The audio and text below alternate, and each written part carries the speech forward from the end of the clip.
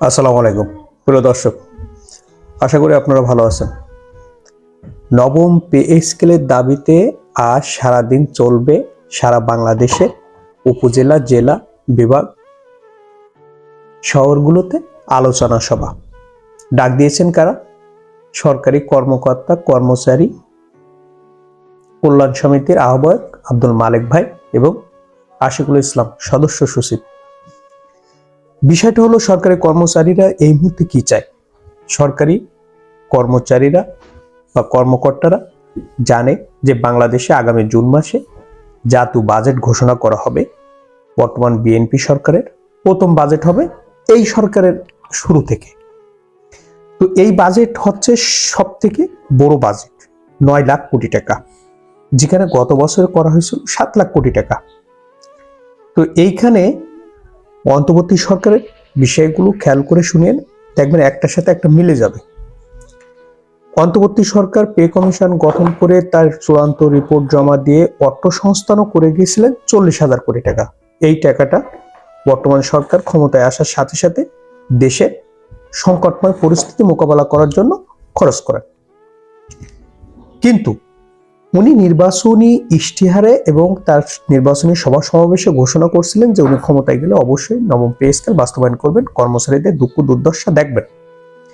সেই হিসাবে আগামী বাজেটে নবম পে স্কেল বাস্তবায়ন হবে এমন তথ্য পাওয়া যায়।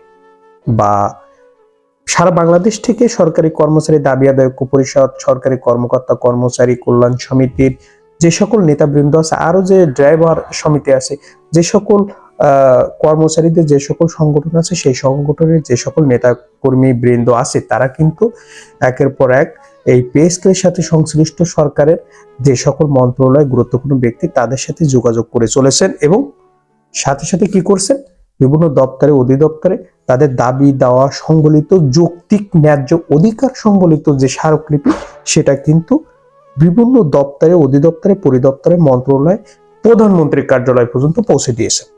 এবং প্রধানমন্ত্রীও জানেন যে বর্তমান বাজার পরিস্থিতিতে যে কর্মচারীদের যে বেতন ভাতা দেওয়া হয়, এটা যথেষ্ট পরিমাণ নয়, তাদের জীবনযাত্রা নির্বাহ করতে হিমশিম খেতে হচ্ছে। এটা দরকার। যেখানে বাংলাদেশের হাসনাত আব্দুল্লাহ এই কথাটা জাতীয় সংসদে বলছিলেন, যেখানে মুদ্রাস্ফীতি বেড়েছে 50 থেকে 55%, সেখানে বেতন বেড়েছে 5%। সেটা আসলে কোনো বাড়ার ভিতরে না, এমন একটা তথ্যই উনি বলছিলেন। তো আগামীতে সরকারি কর্মচারীরা কি চায়? সরকারি কর্মচারীরা চায় পে স্কেল নিশ্চয়তা। এই নির্দিষ্ট সময়ের আগে, অর্থাৎ যে বাজেট ঘোষণার যে আগে, এই আগ মুহূর্তে সরকারি কর্মকর্তারা চায় যে আংশিক হোক, ফুল হোক, যেভাবে হোক পে স্কেলটা বাস্তবায়ন করতে হবে। আগামী জুলাইয়ের 1 তারিখ থেকে কার্যকর করতে হবে এবং জুনের যে বাজেটটা ঘোষণা করা হবে, এই বাজেটে অবশ্যই পে স্কেল থাকতে হবে।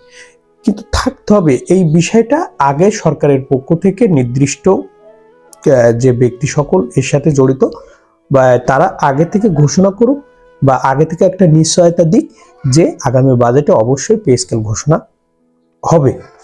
এমন একটা নিশ্চয়তা এই মুহূর্তে বাংলাদেশে সরকারি কর্মচারীরা চায়।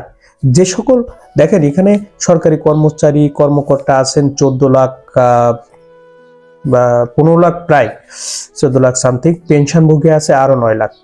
সবাই কিন্তু অধীর আগ্রহে আছে জনাব তারেক রহমানের দিকে, যে জনাব তারেক রহমান কখন পে স্কেল ঘোষণা করবেন, এমন একটা মুহূর্ত দেখার জন্য। এবং জনাব তারেক রহমান তার একটা বক্তব্য বলছিলেন যে অমোসনীয় কালী, ভোটের অমোসনীয় কালী মোছার আগে কিন্তু তার নির্বাচনী ইশতেহারের যে প্রতিশ্রুতি, সেগুলো বাস্তবায়ন করা শুরু করে দিয়েছেন। আশা করি এটাও জুন মাসের ভিতরেই এই পে স্কেল ঘোষণার মাধ্যমে উনি ওনার প্রতিশ্রুতি রাখবেন। তো প্রিয় দর্শক, ভালো থাকবেন এবং আমাদের ভিডিওটি ভালো লাগলে অবশ্যই সাবস্ক্রাইব করবেন। আসসালামু আলাইকুম। আমরা চাই পে স্কেল নিশ্চয়তা।